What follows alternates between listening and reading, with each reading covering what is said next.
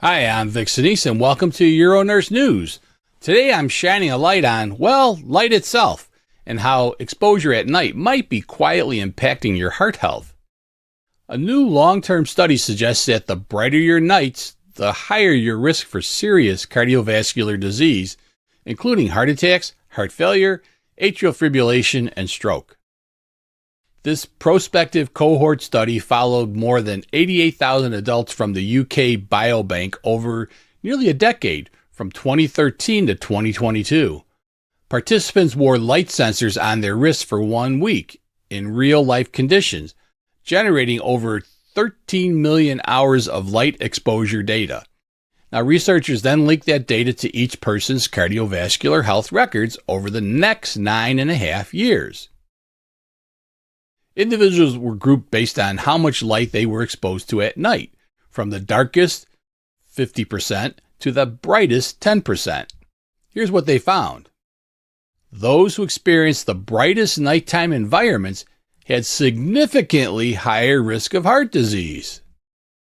Compared to people sleeping in dark conditions, participants in the brightest group were 32% more likely to develop coronary artery disease, 47% more likely to have a heart attack, 56% more likely to experience heart failure, 32% more likely to develop atrial fib, and 28% more likely to suffer a stroke. Wow, that's not just a small bump in risk. That's a nightlight-sized warning sign for your cardiovascular system. Now, I personally sleep in a really dark room. I kind of like the darkness. Now you might wonder, could lifestyle explain the difference? The answer is no. So even if they adjusted for factors like physical activity, smoking, alcohol use, diet, sleep duration, socioeconomic status, these associations remain strong. The link between light exposure at night and heart disease risk held steady, even after accounting for all those genetic risk profiles. Interestingly, the study found that women and younger participants appeared to be more sensitive to nighttime light exposure. For women, risks were higher for both heart failure and coronary artery disease. For younger individuals, elevated risks were seen for heart failure and atrial fibrillation. I've seen a lot of that lately. That means turning off the bedside lamp or closing those curtains could be even more important for certain groups. So I think turning off those nighttime televisions and all the other things. We've been talking about the importance of sleep on this show for a while now, but this is really kind of mind-boggling to see what effect light has on us. So what's going on here? Exposure to light at night disrupts the body's circadian rhythm, your internal clock that controls sleep, hormone release, and metabolism. When circadian rhythms are thrown off, your melatonin levels drop, your blood pressure fluctuates, and your heart and vessels work overtime, increasing cardiovascular stress. A lot of repair work happens while you're sleeping. In short, the more light your body senses at night, the harder your heart may have to work over time. So, what can you do to protect your heart while you sleep?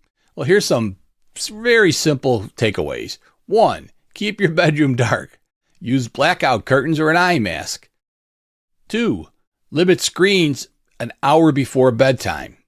None of that burning televisions all night long. Bad news. Use warm, dim lighting in the evening. You know, my family kind of complains because I don't like the bright lights even when we're, running around the house at night. I always have them kind of a dimmer. I like that. Avoid those night lights or TV glow while sleeping. Even, you think while your eyes are closed, there's a lot of studies that show it stimulates the brain, that blue especially coming off the television. These small steps could support healthier sleep, hormone balance, and long-term cardiovascular protection. So in summary, this landmark study confirms that light exposure at night is not just a sleep disruptor. It's a cardiovascular risk factor worth paying attention to. So tonight when you're getting ready for bed, do your heart a favor. Turn them lights off. Tomorrow on UroNurse News, we're diving into a major breakthrough in men's health. We were covering women's health an episode ago. For decades, the PSA test has been the standard for detecting prostate cancer, but it's far from perfect. Too many men endure unnecessary biopsies because of false alarms. Now, with a new AI-powered blood test called the PROS test, it's changing everything.